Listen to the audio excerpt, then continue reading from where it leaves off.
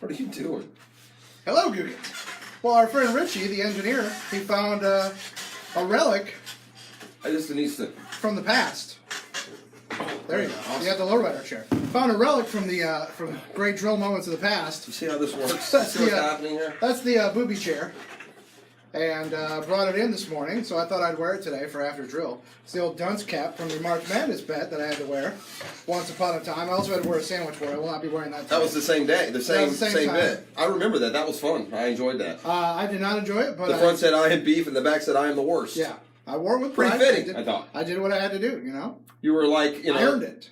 Yeah, you're a lot like the Patriots. No one believes in you. No, everybody thinks I'm suck. You can't win any games. Yeah. The only difference is they're right. Although I will say this, Pacelli brought up a good point with the Patriots this morning, because I kind of started the day annoyed at this, narrative that New England's taken, that little old New England, and, no one thinks we can win, and yada, yada, yada.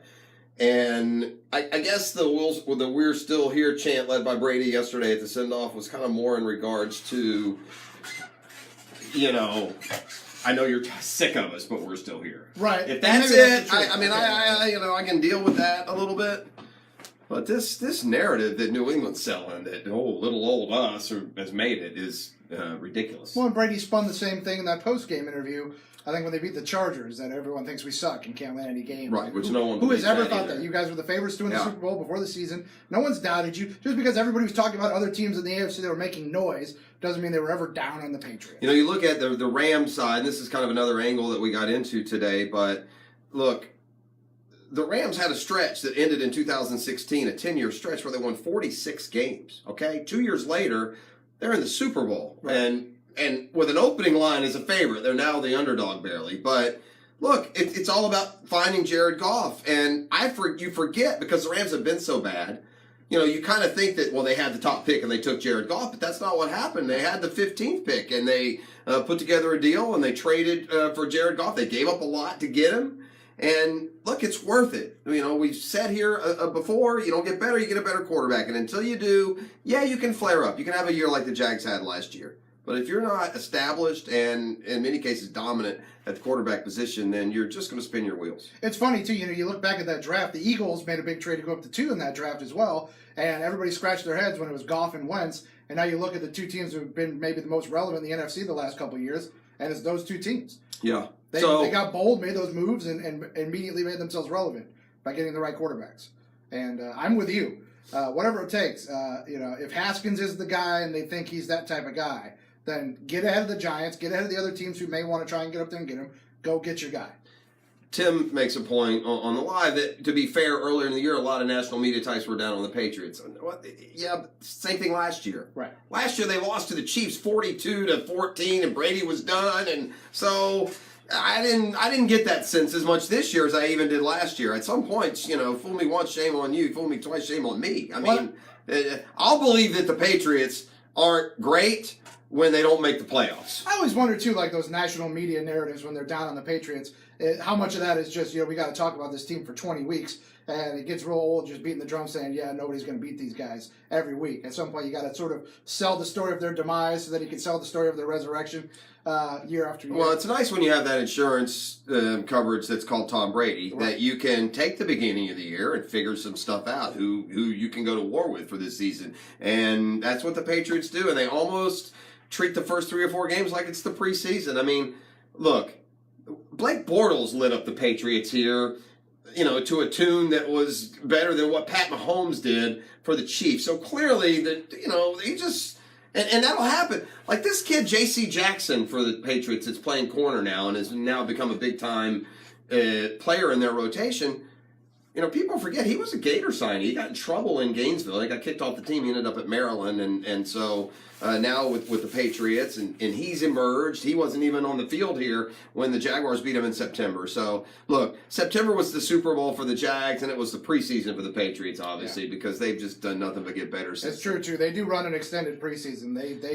They feel it out for a little while. If you're the Jags, you got to go get that quarterback. We had the Senior Bowl this weekend. Drew Lock, who Trent Dilfer was singing the praises of, when he joined us last week, he said, "Hey, look, Drew Lock is up there in that Haskins Murray. Don't kid yourself." And I thought by the time the week ended in Mobile that proved to be the case. And Daniel Jones was the MVP. Look, gang, I taped and watched the game. Daniel Jones, 8 of 11, 115 yards to score, MVP. Fluttered the ball. His receivers bailed him out. Drew Lock didn't have the numbers, but he made a perfect pre-snap read adjustment, threw a dart of a slant, and a guy dropped the football. So, I mean, you can only judge quarterbacks on what the quarterbacks are doing. So, Wendy asked to say hi to Dan for her. She's a big Dan fan. Much One a of the shame. Danettes. Wendy, I don't know how to tell you this. We lost Dan today We after lost the Dan. show. It Yeah, was tragic. he went to We're the gonna move on. yes. He went to Yeah. the big Shea Stadium in the sky.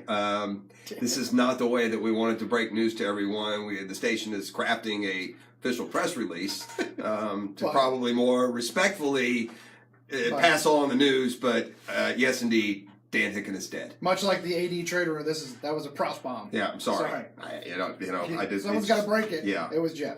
He's kind of our breaking news guys right now. Well, During the coaching carousel, I've been, this was our been on source. top of it. Yeah. This is our guy. Mm-hmm. And Smelly. Why am I smelly? not funny, Smelly. I don't get It's it. true. I don't know. Yeah. Smelly cat. I don't smell. Smelly cat. That's I, one. I don't smell. I did. I want. Who said? Did I call you smelly? I don't think so. No, I'm answering the allegations. I think Very it's false. right. So I'm a lot of things, and some of them are negative. But I'm not a smelly guy. You're not a smelly dude. I typically I've smell worked with you pretty for a long time. You smell pretty Right. okay. Daniel Murphy in studio with us tomorrow, so we'll talk to the former, postseason hero about this upcoming baseball season. I'm curious to see what Murphy thinks about. This is the second off season in a row now that the biggest prizes available to teams. We're deep into the process, and they're still not close to signing. Now, Machado and Harper. Machado and Harper. And last year it was J.D. Martinez and a couple other guys. Wendy, that was a lie. You listen to these people. They lied to you. They do. That's what they do. You not hear their little game with me? Wendy's saying I gassed the guys out of the room on live. No, they did that to do things, to make fun of me and to wrap up their segment early. And that's what they do. They do it every day. You should be smarter than that. Fake news. Nothing like the old Dan Dye joke. I agree. I wish it was a joke. It's sad. It is very sad.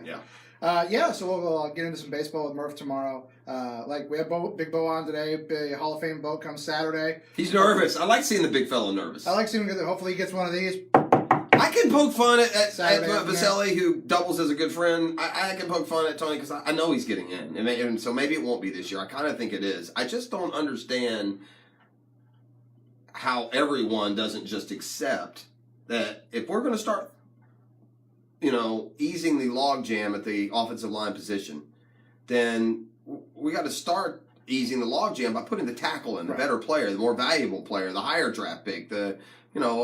Tackles get paid franchise money. Guards, they're like the fullback of the offensive line. It's just not the same. It's not as high profile position. Listen, you see kids that are guards in college, like the Pouncey, Mike Right. Pouncey. Marquise left early and went to the Steelers. Mike Pouncey, who had been playing guard next to his brother, went to Florida and said, hey, look, you got to move into center this year. You know why? Because centers make more money. I mean, the guard is the hedgehog of the offensive line, and the center and the tackles are viewed as the more important and certainly the higher paid players. So, I mean, if I've got 4 offensive linemen, and one of them is a tackle who's dominated Bruce Smith and John Randall and Jason Taylor and others, and I've got guards who helped lead the league's leading rushing attack in 2005, I'm taking the tackle if it's me. Yeah. So- I agree. If you're gonna, like you said, if you're gonna break a log jam, then you break it by putting in the dominant left tackle who's on the All-Decade team. That's how you break it. I'm down with that. I'm down with saying goodnight to the Googans. We'll be back tomorrow, like you said, Murph in studio, and someone will be here for After Drill tomorrow. Not in my Super contract. Tuesday. The mayor will be here tomorrow.